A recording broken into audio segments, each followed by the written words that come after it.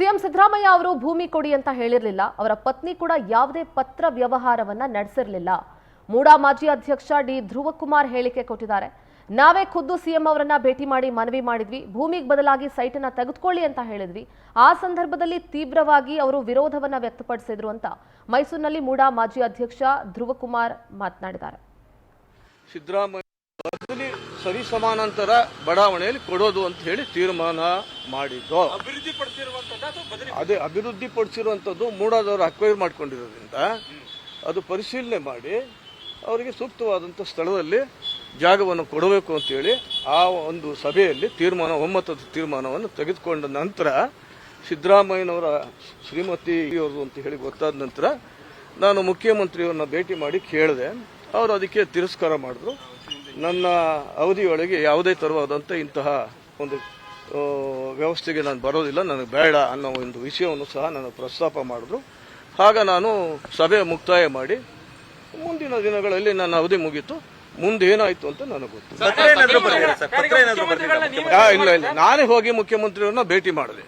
ಈ ರೀತಿ ಮೈಸೂರು ಪ್ರತಿನಿಧಿ ಸುರೇಶ್ ನೇರ ಸಂಪರ್ಕದಲ್ಲಿ ಜಾಯ್ನ್ ಆಗ್ತಾ ಇದ್ದಾರೆ. ಸುರೇಶ್, ಮೂಡಾ ಪ್ರಕರಣದ ತನಿಖೆಯನ್ನ ಚುರುಕುಗೊಳಿಸ್ತಾ ಇದ್ದಾರೆ ಲೋಕಾಧಿಕಾರಿಗಳು. ಒಟ್ಟಾರೆ ಈಗ ನಟೇಶ್ ಅವರಿಗೆ ಕಳೆದ 2.5 ತಾಸದಿಂದಲೂ ಕೂಡ ವಿಚಾರಣೆಗೆ ಒಳಪಡಿಸಲಾಗಿದೆ. ಅಂಡ್ ಈ ಪ್ರಕರಣದ 4ನೇ ಆರೋಪಿ ದೇವರಾಜ್ಗೆ ಕೂಡ ಮತ್ತೊಮ್ಮೆ ವಿಚಾರಣೆಗೆ ಕರೆಯಲಾಗಿದೆ.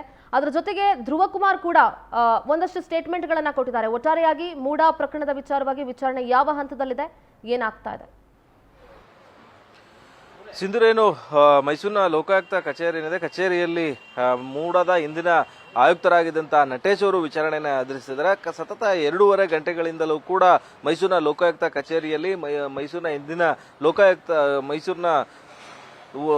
ಮೈಸೂರಿನ ಮಾಜಿ ಆಯುಕ್ತರಾಗಿದ್ದಂತಹ ನಟೇಶ್ ಅವರು ಈಗ ವಿಚಾರಣೆಯನ್ನು ಎದುರಿಸ್ತಾ ಇದ್ದಾರೆ. ನಗರಾಭಿವೃದ್ಧಿ ಪ್ರಾಧಿಕಾರದಲ್ಲಿ ಆಯುಕ್ತರಾಗಿದ್ದಂತಹ ಸಂದರ್ಭದಲ್ಲಿ ಮುಖ್ಯಮಂತ್ರಿ ಸಿದ್ದರಾಮಯ್ಯ ಅವರ ಪತ್ನಿಗೆ 14 ನಿವೇಶನವನ್ನ ಕಾನೂನು ಬಾಹಿರವಾಗಿ ಮಂಜೂರು ಮಾಡಲಾಗಿತ್ತು ಅನ್ನೋ ಒಂದು ಪ್ರಕರಣ ಈಗ ಸಿದ್ದರಾಮಯ್ಯ ಅವರ ಮೇಲಿರೋದು. ಈ ಪ್ರಕರಣದಲ್ಲಿ ಬಹಳ ಮುಖ್ಯವಾಗಿ ಆಯುಕ್ತರಾಗಿದ್ದಂತಹ ನಟೇಶ್ ಅವರನ್ನ ವಿಚಾರಣೆಗೆ ಕರೆದಿರೋದು ಸಾಕಷ್ಟು ಕುತೂಹಲಕ್ಕೆ ಕಾರಣ ಆಗಿದೆ. ಜೊತೆಗೆ ಇವರನ್ನ ವಿಚಾರಣೆಗೆ ಒಳಪಡಿಸಲೇಬೇಕು, ಜೊತೆಗೆ ಮತ್ತೊಂದು ಕಡೆ ಇವರನ್ನ ಬಂಧಿಸಬೇಕು ಅನ್ನೋ ಒಂದು ಒತ್ತಾಯ ಕೂಡ ಕೇಳಿ ಬಂದಿರತಕ್ಕಂಥದ್ದು. ಲೋಕಾಯುಕ್ತ ಕಚೇರಿಗೆ ಎಂಟರ್ ಆದಂತಹ ಸಂದರ್ಭದಲ್ಲಿ ಮಾಡಿದಂತಹ ದುರ್ವರ್ತನೆಯ ವಿರುದ್ಧ ಆಕ್ಷೇಪ ಕೂಡ ಮೈಸೂರಿನಲ್ಲಿ ವ್ಯಕ್ತವಾಗಿದೆ ನಟೇಶ್ ಅವರ ವಿರುದ್ಧ.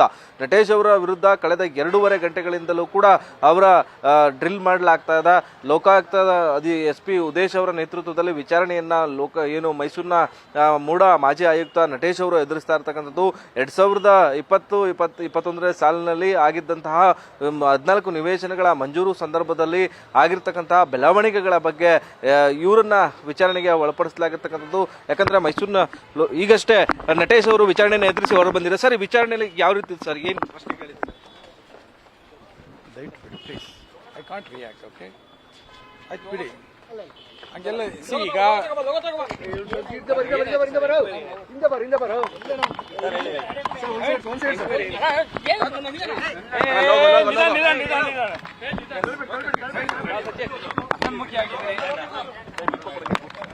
ಬಾರಿ ಕಾರ್ತಿಕಡ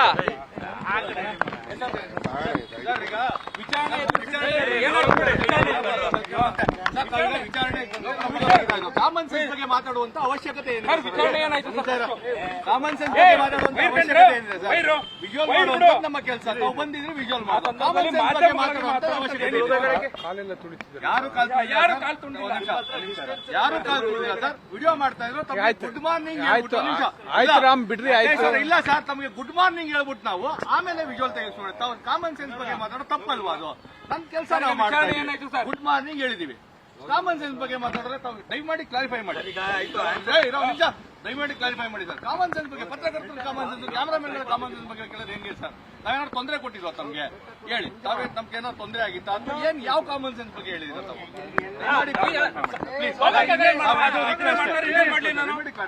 ಲೋಗೋ ಡೌನ್ ಮಾಡ್ರಪ್ಪ.